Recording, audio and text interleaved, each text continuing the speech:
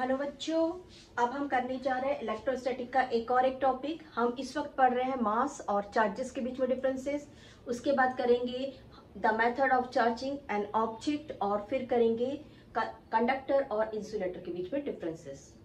अभी हमारा नोट्स चालू हो रहा है। अब मैंने इसे आप लोग को बताया है कि मैं क्वेश्चन आंसर्स के फॉर्म में लिखाऊंगी। तो ये हमारा क्वेश्चन है। Write down what is the differences between charge and the mass. Okay, हमारा फर्स्ट क्या होना चाहिए चार्ज के लिए? चार्ज के लिए हमारा फर्स्ट पॉइंट होना चाहिए चार्ज कैन बी पॉजिटिव और negative but mass never be negative. Write down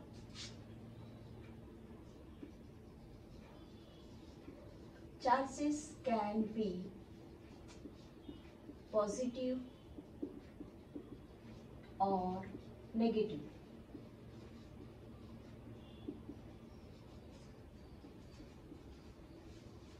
Mass does not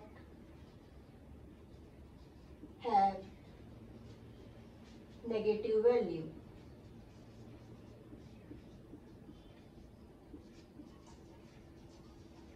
okay, ये हमारा फर्स्ट पॉइंट है। फर्स्ट पॉइंट हमारा ये है कि चार्ज जो है वो पॉजिटिव और नेगेटिव दोनों वैल्यूज रखता है, लेकिन मास जो है उसमें कभी भी नेगेटिव वैल्यूज नहीं हो सकती है।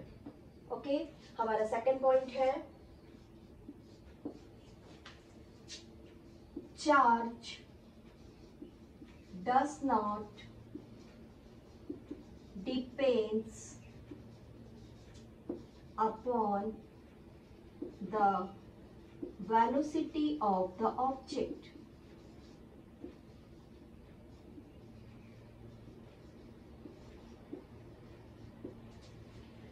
But mass depends upon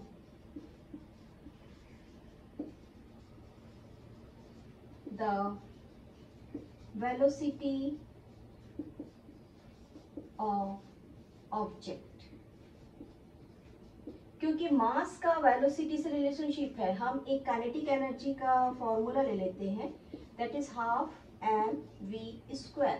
क्योंकि मास का वेलोसिटी से रिश्ता बना हुआ है, एक यहाँ पे रिलेशनशिप है। तो अगर मैं वेलोसिटी को चेंज करती हूँ तो नेचुरली मास की वैल्यू भी चेंज हो जाएगी। ओके, अब हमारा थर्ड पॉइंट है। अगर आप लोगों ने इसे लिख लिया है तो मैं ऊपर का पॉइंट मिटा रही हूँ, इसमें थर्ड पॉइंट लिखते हैं हम। थर्ड पॉइंट हम लोगों ने इसके पहले पढ़ा है electrical charges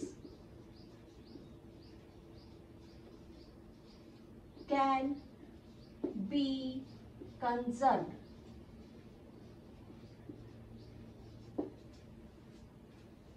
but mass is cannot be conserved. हमारा फोर्थ पॉइंट आप लोग लिखते जाइए।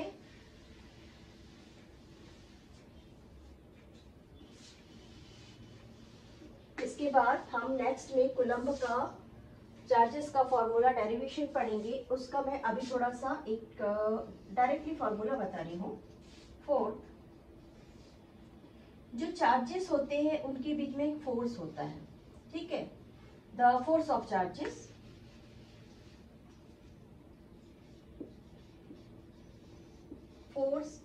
Charges can B attractive or repulsive.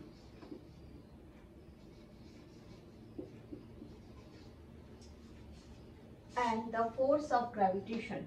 मास का किससे से रिलेशनशिप है? मास का रिलेशनशिप है ग्रेविटेशन से। तो force of gravitation is always attractive. अभी हमने चार बेसिक पॉइंट्स पढ़े हैं। अभी हमने यहाँ चार बेसिक पॉइंट्स पढ़े हैं।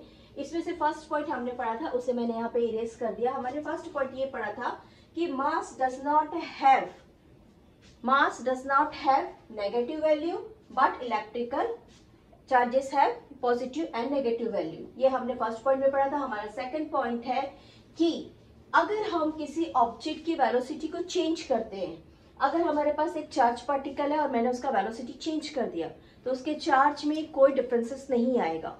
लेकिन अगर मैंने मास जिस ऑब्जेक्ट से रिलेटेड है, जिस ऑब्जेक्ट का मास है, अगर मैंने उस ऑब्जेक्ट का वेलोसिटी चेंज कर दिया तो मास में चेंज आएगा.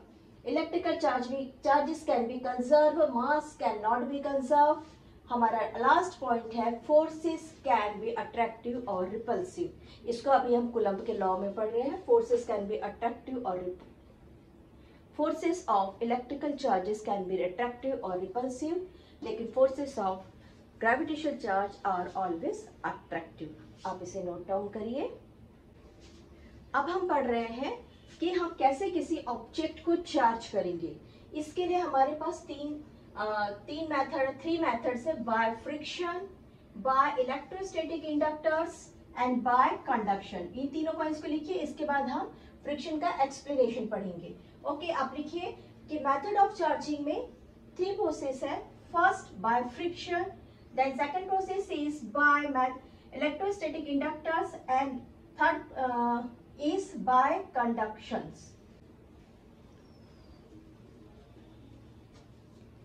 by friction में क्या होता है कि जब हम किसी दो ऑब्जेक्ट को, दो बॉडी को रब करते हैं या एक दूसरे से घिसते हैं, जब हम ये दो ऑब्जेक्ट को आपस में घिसते हैं तो नेचुरली दोनों भी ऑब्जेक्ट में कुछ चार्जेस डेवलप होगा.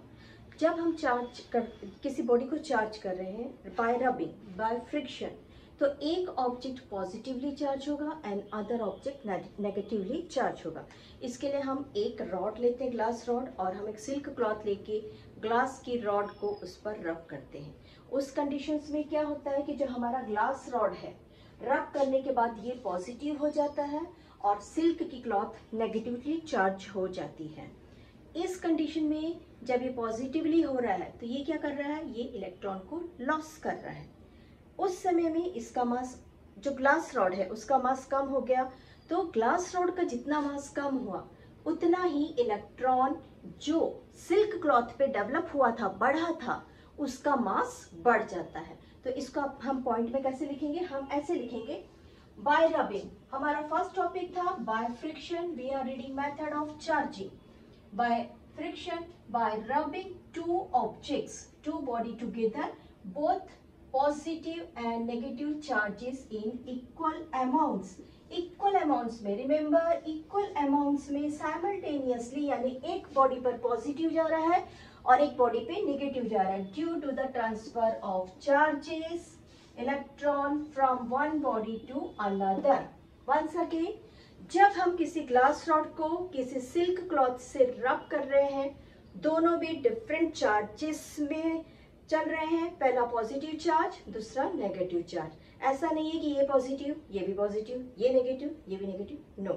ओके, नाउ जब हम ग्लास रॉड को रब करते हैं, दिस इज एन एग्जांपल, उस समय हमारी ग्लास रॉड पॉजिटिव हो जाती है और silk cloth became negatively charge. इस समय में जब ग्लास रॉड का मास में कमी आता है, उस समय पे उसका जो अमाउंट होता है वो मास ऑफ इलेक्ट्रॉन्स के बराबर में होता है. राइट डाउन, आप इसे लिखिए. इसके बाद हम करते हैं सेकंड पॉइंट. सेकंड पॉइंट क्या है हमारा, by electrostatic induction.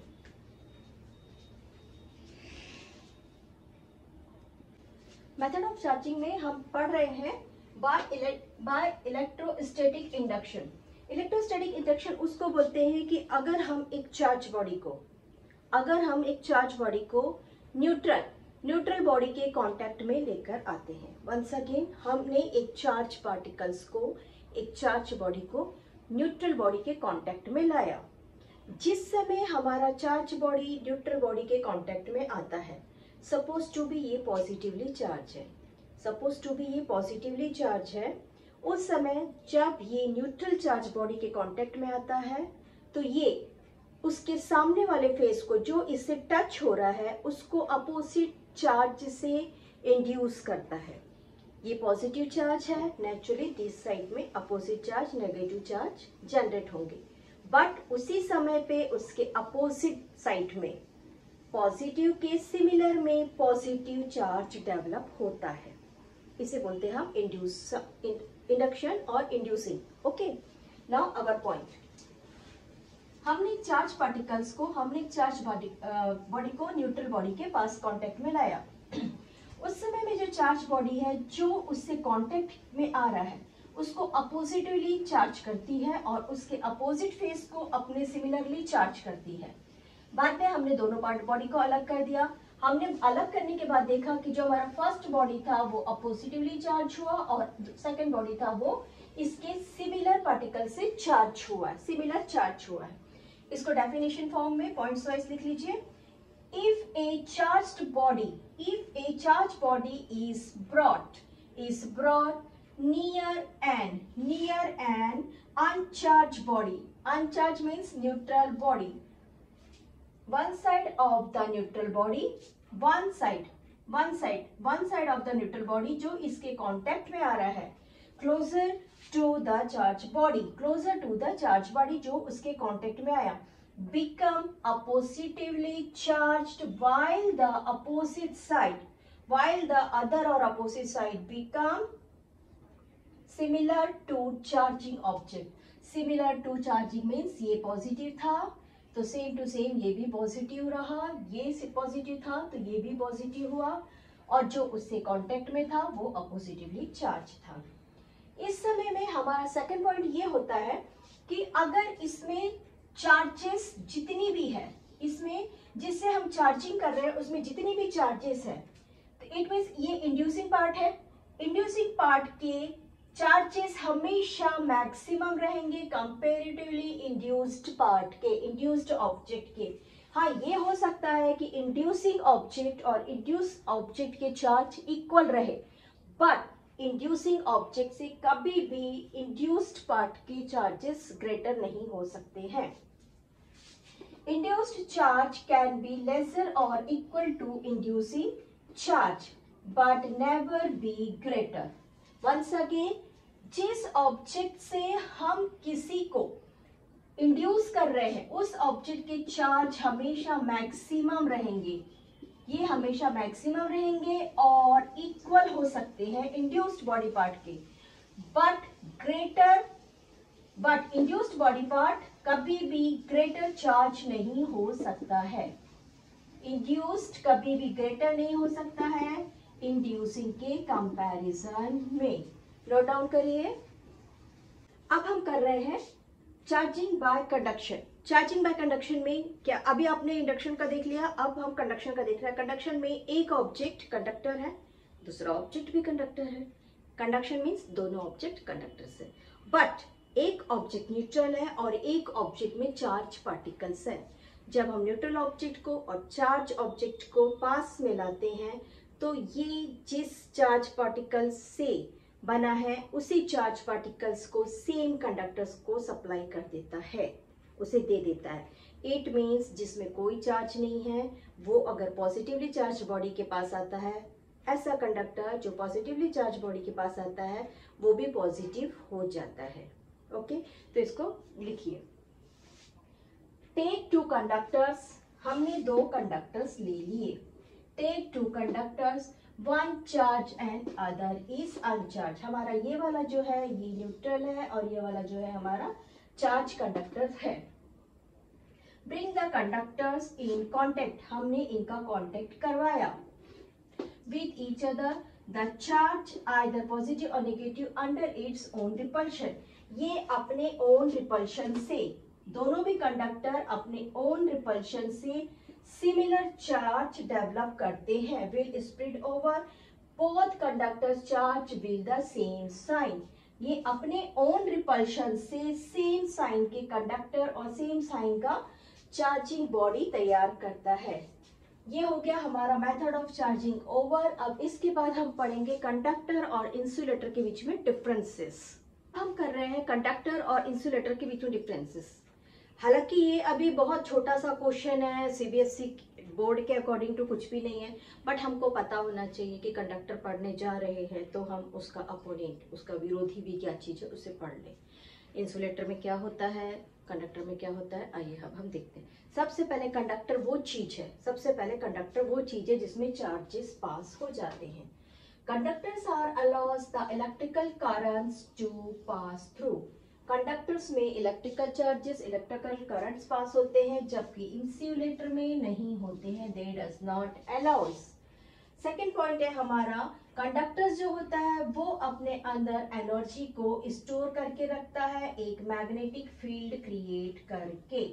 Once again, conductor, मैंने आप लोग को बताया था कि जब कोई ऑब्जेक्ट चार्ज होता है तो वो अपने सराउंडिंग्स में एक इलेक्ट्रिकल फील्ड, एक मैग्नेटिक फील्ड, एक इलेक्ट्रोमैग्नेटिक फील्ड बनाता है। तो इलेक्ट्रोमैग्नेटिक फील्ड ऐसा चीज है जो उस चार्ज की एनर्जी है, ठीक है। तो हम ये बोल सकते हैं कि जो चार्ज है वो एनर्जी फॉर्म में मैग्नेटिक फील्ड, इलेक्ट्रिकल फील्ड को डेवलप करके रखता है। इंसुलेटर एनर्जी स्टोर करता ही नहीं है। अब हम देखते हैं कि थर्मल कंडक्टिविटी, ये भी हमारा चैप्टर है 12th में अभी। थर्मल कंडक्टिविटी ऑफ कंडक्टर, किसी कंडक्टर की थर्मल कंडक्टिविटी जो होती है वो बहुत ज्यादा होती है, जबकि इंसुलेटर की बहुत कम होती है, वेरी लो होती है। अब हम पढ़ते हैं electrical potential. Electrical potential of the conductors remain same at the all point. First point और एंड पॉइंट को जब इलेक्ट्रिकल पोटेंशियल पॉइंट से हमारे वहां पर हमारे जो ऑब्जेक्ट में चार्जेस रहेगी, एनर्जी रहेगी, वो सेम रहेगी, जबकि इलेक्ट्रिकल पोटेंशियल इंसुलेटर में 0 होता है। हमारा लास्ट और फाइनल पॉइंट रेसिस्टेंस सी। रेसिस्टेंस सी, कंडक्टर है नेचुरली बहुत लो रहेगा और इंसुलेटर है वो तो अपना काम करेगा, वो सिर्फ चार्जेस को रेसिस्ट करेगा। इस पॉइंट्स को नोट डाउन करिए। अब हम मिलते हैं नेक्स्ट पार्ट में।